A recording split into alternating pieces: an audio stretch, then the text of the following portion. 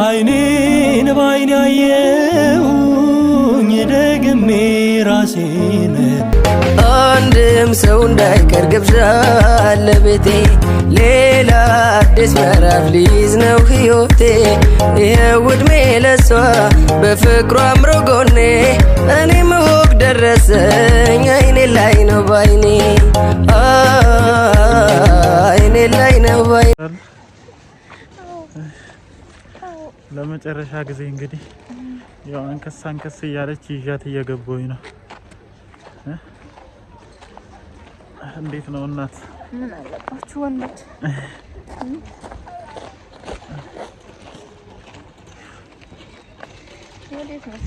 ለመጀመሪያ ጊዜ ምጥ ይዟት በሞተር ሳይክል እስከ ሆስፒታል ድረስ ሄዳ እንግዲህ የወለደች ሴት ማናት ቢባል በዓለም ላይ እንደው እንድታስመዘግቡኝ እፈልጋለሁና ማዕዶት ጉራጌዋ ናት ቢባል ማጋነን አይሆንም ውዶችዬ። እውነት ለመናገር ብዙ መከራዎች፣ ብዙ ስቃዮች፣ ብዙ ነገሮች ካሳለፍን በኋላ ዛሬ እናንተ ፊት ለማውራት እንግዲህ እንደዚህ ሆነን መጥተናል ማለት ነው እና ከእጃችን ከቅቤያችን ምናምን እንግዲህ እንዳልዘጋችሁ ይቅርታ ጠይቃለሁ ማለት ነው ውዶችዬ። ሰላም ጤና ይስጥልኝ። በመላው ዓለም የምትገኙ ውድና እንቁ የኔ ቤተሰቦች እንዴት ናችሁ? ደህና ናችሁ ወይ? አልናፈኳችሁም? እውነት ለመናገር አልተነፋፈቅንም። እኔ በጣም እንደጠፋው አውቃለሁ። በጣም ጠፍቻለሁ። በእርግዝና ሰዓት በጣም መስራት እየቻልኩኝ፣ ነገር ግን በአንዳንድ ምክንያቶች እንግዲህ ላለመስራት ችያለሁ ማለት ነው ውዶችዬ። ዛሬ ደግሞ ለምንድን ነው ደስታዬን ማላበስራቸው ብዬ መጥቻለሁ ማለት ነው ውዶችዬ። እውነት ለመናገር ብዙዎቻችሁ ቲክቶክ ላይ አይታችሁ በውስጥ መስመር የጻፋችሁ የደወላችሁ አላችሁ፣ ቴክስት የሚያደርጋችሁልኝ አላችሁ። አመሰግናለሁ። እግዚአብሔር ያክብርልኝ፣ እግዚአብሔር ይስጥልኝ። እንኳን ማርያም ማረችሽ ብላችሁኛል። ማርያም ታኑራችሁ ብያለሁ ወዶችዬ። እግዚአብሔር ይመስገን። እንግዲህ የማይወለድ የለምና ተረግዞ 9 ወር ሞልቶ በሰላም ወልጄ በሰላም ወደ ቤቴ ተመልሻለሁ። ዛሬ ከወለድኩ 5ኛ ቀኔ ነው። አልመስልማ 5ኛ ቀን የሆነ 1 ወር ምናምን የተቀመጠች አራስ ነው የምመስለው። እንደዛ ደግሞ ትንሽ አልወፈርኩም፣ ከስቻለሁ። ለማንኛውም ወንዶችዬ እንዴት እንደነበረ ለእናንተ ማሳወቅ ስለፈለግኩኝና በጣም ደስ ስላለኝ እንዲሁም ደግሞ ወንድ ሴት የሚል ውዝግብ ውስጥ ስለገባችሁ ጾታውንም በዛው ላሳውቃችሁ በሚል ነው የመጣሁት ማለት ነው። ጠፍቶብኛል ቪዲዮ መስራት ራሱ ማለት ነው እና ከአሁን በኋላ ግን ላለመጥፋት እሞክራለሁ። እግዚአብሔር ይመስገን። እግዚአብሔር በፈቀደውና በወደደው ጊዜ እንግዲህ እኔ ከስደት መልስ ተመልሼ እንግዲህ ከዛ ሁሉ መከራ ስቃይ ሁሉ ነገር አልፎ ዛሬ እንግዲህ ማዕዶት ጉራጌዋ የ2 ልጆች እናት ሆናለች። አይገርምም?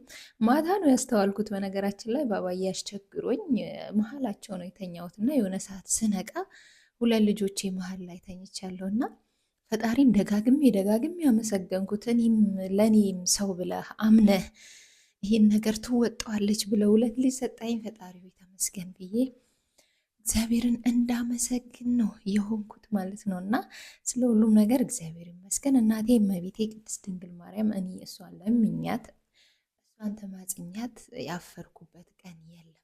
እውነቴ ነው የምላችሁና ሁሌ ማለት ነው ሁሌ የጭንቄ ደራሽ እናቴ እመቤቴ ቅድስት ድንግል ማርያም ናትና እሷን ሳላመሰግን ባልፍ ንፉግነት ይሆንብኛል ማለት ነው እና በዚህ አጋጣሚ እንኳን ማርያም ማረችሽ ማርያም ብላችሁ ጽፉ፣ ደስ ይለኛል። ሌሎቻችሁም በየሃይማኖታችሁ መልካምነታችሁ ብትመኙልን እጅግ በጣም ደስ ይለናል ማለት ነው ውዶችዬ። እናላችሁ ምጥ ከጀመረኝ ቆየ። እውነት ለመናገር 3 ቀን ምናምን ቆየሁኝ።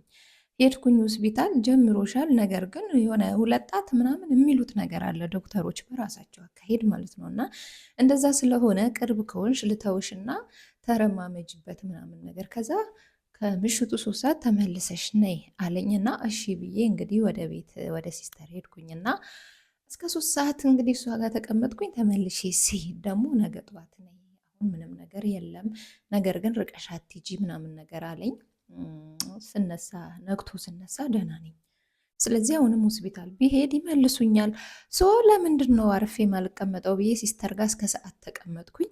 ምንም አይነት እንትን የለም። መጀመሪያ ሲያጣድፈኝ የነበረው ስሜት ምናምን አልነበረም እና ስለዚህ ወደ ቤቴ መመለስ አለብኝ። ቤቴ ምንም ነገር የለም። እውነት ለመናገር ምንም እንጀራ ብቻ ደረቅ እንጀራ እሱን ልጋግር ከልክሎኝ ነው የሄድኩት የነበረው እና እንጀራ ብቻ ነበር የጋገርኩት። ስለዚህ ወጥ ምናምን ስለሌለ በቃ ምገዛዛውን ገዛዝቼ እንሂድ አልኩት። በሞተር ነው ግን በነገራችን ላይ 9 ወር ሙሉ ስዞር የነበረው። እሱ ይገርማችኋል፣ ለመውለድ ራሱ የሄድኩት እመቤቴን በሞተር ነው። እንዴት የሚለው እነግራቸዋለሁ ማለት ነው። እና ከዛ ወደ ቤት መጣው። እናንተ ማርያምን ስሩ ስሩ ነው የሚላችሁ ለካ ምጣችሁ የሚመጣ ቀን ወኔ መጣ። ወደ 3 አይነት ወጥ ሰራው ምናምን ፍሪጄ ውስጥ ቀዝቀዝ ሲልልኝ ጨመርኩኝ ምናምን እራት ምናምን በላን።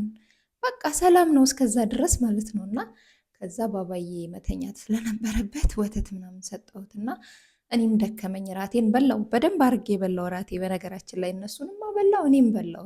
ወዶች የጎረምሳይ መጥቶ አቋረጥኩኝ ማለት ነው። እና ከዛ በቃ እነሱንም አበላልቼ ምናምን ልጄንም ይዤ ልተኛ አልጋ ላይ ወጣውና ወተት ሰጥቼው ጨርሶ ድጋሚ ወተት ሲጠይቀኝ ልክ ስወርድ የሽንት ውሃ ነው የሚባለው። እኔ የባባ ጊዜ አልፈሰሰኝም እና በጣም አጣደፈኝ። በጣም ማርያምን እንዴት ልበላችሁ መቆጣጠር አችሉ ምናምን ነገር እና እሱ ደግሞ ሊተኛ ትንሽ እንቅልፍ እየወሰደው ነበርና በል ተነስ እንግዲህ አዲሱ ልጃችን ወይም ሴቷ ወይም ወንዷ እየመጣች ነው። ስለዚህ ወንዱ እየመጣ ስለሆነ ተነስ። ከዛ የት አባታችን እንደውል ባጃጅ ምናምን መጀመሪያ ማዘጋጀት ስንችል ሁለታችንም በቸልተኝነት ዝም ብለን ማለት ነው። እና ከዛ ምንደውልበት ጠፋ። ወንድሜ ጋር ስንደውልም ስልክ አያነሳም እና ባባንም ይዤ መሄድ አለብኝ። ምክንያቱም አለችኝ አጋዥ፣ ግን ያናክል አይደሉም፣ ከሷ ጋር አልተግባቡም። ባባም አልተኛም፣ ተኝቶ እንኳ ትቼው እንዳልሄድ ማለት ነው። እና በቃ ግራ ገባን፣ በጣም ተጨነቅን። ግን እመቤቴን የማያልፍ ነገር የለም እኮ። በጣም ጭንቀት የያዘን፣ በጣም ተጨነቅን። በጣም እንትን ይለኛል እና እንደምንም ብዬ ባባን ብርድ ልብስ እንትን አልኩት፣ የራሱ ብርድ ልብስ አለበስኩት። ከዛ በቃ ምንም አማራጭ የለንም፣ ስለዚህ ቀስ ብለህ እየነዳህ በሞተር ይዘኸኝ ሂድ አልኩት። አስቡት፣ እኔ ብቻ በሆን እኮ አሪፍ ነው። ምጥ ይዞኛል፣ ባባ አለ፣ እሱ አለ። በዛ ላይ ደግሞ እንደ አጋጣሚ ሆኖ የሞተራችን ባትሪ ተበላሽታለች ማለት ነው። እና በስልክ ባትሪ ነው የምንሄደው። ትራፊኮች እንዳትቀጡኝ ይሄንን አይታችሁ። የአምቡላንስ ቁጥር ደግሞ አልያዝንም። ለካ እኔ ሁሌ አምቡላንስ በሚሄድ ሰዓት እንዲህ እፈልጋለሁ መኪና ላይ የሚለጠፍ መስሎኝ፣ ለካ ቀይ መስቀል ሄዳችሁ እዛ ነው የምታገኙት ቁጥራቸው። በዚህ አጋጣሚ ግን አምቡላንሶች፣ እውነቴ ነው መልእክት ላስተላልፍላችሁ፣ መኪናው ላይ ብትለጥፉ ስልክ ቁጥሩ የተሻለ ነው ብዬ አስባለሁ። እኔ የባባ ጊዜ ራሱ ፈልጌ አላገኘሁም እና እንደዚህ አይነት ነገር በሚገጥመን ሰዓት ቶሎ እንድደርሱልን እንድንደውል ቁጥራችሁ በአቅራቢያ እንዲገኝ ብታደርጉ መልካም ነው። የራሳችንም ስንፈት ነው፣ መያዝም አለብን እኛ ጠይቀንም ቢሆን ማለት ነው። እና በቃ ያለን አማራጭ በሞተር ተቀጣጥለን ባትሪ አብርቶ መሄድ ነው። የስልክ ባትሪ አብርቶ መሄድ ነበረ እና የስልክ ባትሪ አብርቶ ባባን ጭነን መሀል ላይ እኔ እያልኩኝ እግዚአብሔር ረድቶን እንግዲህ በሰላም ሆስፒታል ገባን። በቃ ቀጥታ ነው ያስገቡኝ። የምን ቼክአፕ ምናምን ቀጥታ ወደ ማማጫ ክፍል አስገቡኝ። እንግዲህ አዳሩን ሙሉ ሳምጥ አደርኩኝ። እኔ እግዚአብሔርን የባባ ጊዜ እርግዝናም አልከበደኝም፣ ምጥም አልከበደኝም። የከበደኝ እስቲሽ ተደርጌ ስለነበር የዛኔ እሱ በጣም ከብዶኛል። በጣም ከምነግራችሁ በላይ በጣም ተሰቃይቻለሁ። መቀመጥ የለ መነሳት የለ፣ ሽንት ስትነሱ መከራ ነው፣ ጡት ለማጥባት ምናምን ወዘተረፈ። እሱን እናቶች እስቲሽ የተደረጋችሁ እናቶች ታውቁታላችሁ ብዬ ተስፋ አደርጋለሁ። እና ያንን ነገር በጣም ከብዶኝ ነበር እውነት ለመናገር ማለት ነው። እና እርግዝና ግን አልከበደኝም።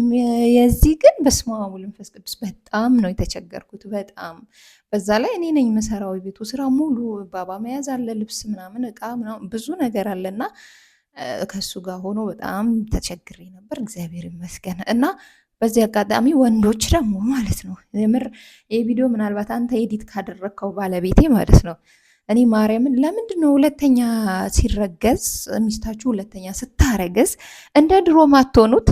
እመቤቴን እኔ ድሮ አሁን ልብስ ብል ጫማ ልብስ ብል ምግብ ብል እንጀራ ብል ምን ብል ከጎኔ አይጠፋም። በጣም ያግዘኝ ነበር። እና አሁን አስቡት ልጅ ሌላ ልጅም ኖሮ እንደገና እርጉዞ ናችሁ ብቻችሁ እና አያግዟችሁም ሴቶች። የመጀመሪያ ልጅ ላይ ነው እንክብካቤ የሚያደርጉት። ይሄ ባህሪያችሁ አስተካክሉ። ወይ ያልጠና ወገቤ ያለ ወገቤ በጣም አመመኝ። ወገብ በጣም ነው የሚያመው እና ማለት ነው እንደዛ ሆኖ ነበረ። ሆኖም እግዚአብሔር ይመስገን ከምሽቱ 5 ሰዓት ገብቼ ሆስፒታል ጠዋት 2 ሰዓት ላይ ሴት ልጅ ከነቃጭ ጨርሷት በሰላም የምንስቲሽ የምን ምናምን የሌለበት በምጥ አምጬ ምጡ ራሱ ከባድ ነበር። እኔ የባባ ጊዜ እውነት ደጋገምኩባችሁ። ማማ እያለቀሰች ነው እንዲ ወተት እያፈሰሰ ነው ጡቴ። የእሱ ጊዜ የእውነቴ ነው የምላችሁ ጎሮሮ የምንም ሳይሆን ነው የወጣሁት ሳልጮህ ማለት ነው። የዚህ ግን በጣም ጮኬ ጎሮሮ የውላ ታሞ ነው የወጣሁት እና ሴት ልጅ በሰላም ተገላግዬ ልጄን ይዤ በ4 ሰዓት በወለድኩ 4 ሰዓት በኋላ ወደ ቤት የመጣሁኝ ማለት ነው። እና እግዚአብሔር ይመስገን ስለ ሁሉም ነገር እግዚአብሔር አመስግኑልን። ያው ቪዲዮ ምናምን እውነት ለመናገር አልተቀረጸም። በቃ የዩቱቡ ነገር ጠፍቶብናል መሰለኝ። እሱም ብቻ ሳይሆን ጭንቅ ላይ ስትሆኑ ትኩረት ሰታችሁ እንትን አትሉ። ምናልባት በዙሪያችሁ የሚዲያ ሰዎች ካሉ ምናምን ሊቀርጿችሁ ይችላሉ። እኛ ደግሞ እኔና እሱ ብቻ ሲስተር ነበረች እና ለዛ ደግሞ እንትን አልነበርንም እና ለዛ ነው ቪዲዮ ያልተቀረጸው። እኔ ግን እግዚአብሔር ይመስገን ሴት ልጅ በሰላም ወልጄ ወደ ቤቴ በሰላም ገብቻለሁና ጸሎት ላደረጋችሁልኝ፣ ዱዓ ላደረጋችሁልኝ ሁላችሁም ከልብ አመሰግናለሁ። እግዚአብሔር አምላክ ያክብርልኝ። እናንተም በስደት ዓለም ያላችሁ ያልወለዳችሁ ያላገባችሁ በሰላም ለእናት ሀገራችሁ በቅታችሁ ወልዳችሁ ስማችሁ እንግዲህ እንድታዩ የዘወትር ጸሎቴም ምኞቴም ነው። በጣም ደስ የሚል ነገር ነው። ልጅ በረከት ነው። ልጅ ጸጋ ነው። ልጅ በቃ ሌላ ህይወታችሁ ማለት ነው እንዲህ ግልብጥ የሚያደርገውና በጣም ደስ የሚል ስሜት አለው። ምጡን ከባድ ነው፣ ግን ልጃችሁ ተወልዶ ደረታችሁ ላይ ሲደረግ ይጠፋል የሚባለው እውነት ነው ውሸት ነው የሚሉ ሰዎች ብዙዎች ስላየው እውነት ነው። እኔ በግሌ በጣም እንደዛ ነው የሆንኩትና እግዚአብሔር ይመስገን። ጾታም አላወቅኩም ነበር፣ ግን እንዲህ ብዬ ጾታን ነው ያየሁት። ቶሎ ብዬ ሳያት ሴት ናትና እግዚአብሔርን አመሰገንኩት። የምፈልገው ሴት ነበር እንደኔ ፍላጎት፣ ግን እንደ እግዚአብሔር ፍላጎት ማንኛውም ነገር ቢሆን ለመቀበል ዝግጁ ነበርኩኝ። ነገር ግን ደግሞ ወንድ ሴት ሲሆንላችሁ የበለጠ ደስ ይላልና እግዚአብሔር ይመስገን። የተመኘሁት የፈለግኩት አግኝቻለሁ። በምጥ መውለድ ነበር የምፈልገው፣ በምጥ ወልጃለሁ። እስቲሽ በጣም ፈርቼ ነበረ፣ ከስቲሽ ድኛለሁ። በጣም ፈሪ ሆኜ ነበረ ማለት ልጄ እንዴት ይሆናል የሆነ ነገር ብሆንስ ገብቼ በዛው ባልወጣስ። ብዙ እርጉዝ ስትሆኑ የምትፈሯቸው የሚመጡባቸው ጥያቄዎች አሉና ለዛ ሁሉ ጥያቄ እግዚአብሔር መልሶልኝ እንግዲህ እንደምታዩን በሰላም ቤቴ ገብቻለሁ ማለት ነው። ስለ ሁሉም ነገር እግዚአብሔር ይመስገን። እግዚአብሔርን አመስግኑልኝ። በጣም ወዳችኋለሁ፣ አከብራችኋለሁ። ካሁን በኋላ አልጠፋም፣ መስራት እፈልጋለሁ። ከዩቱብ ገንዘብ እንዲከፈለኝ እፈልጋለሁ። ምክንያቱም የሁለት ልጆች እናት ሆኛለሁ። የሁለት ልጅ ዳይፐር ነው ባባ እምቢ ብሎኛል። በዚህ አጋጣሚ ዳይፐር እንዴት ነው ልጆች የሚለቁት?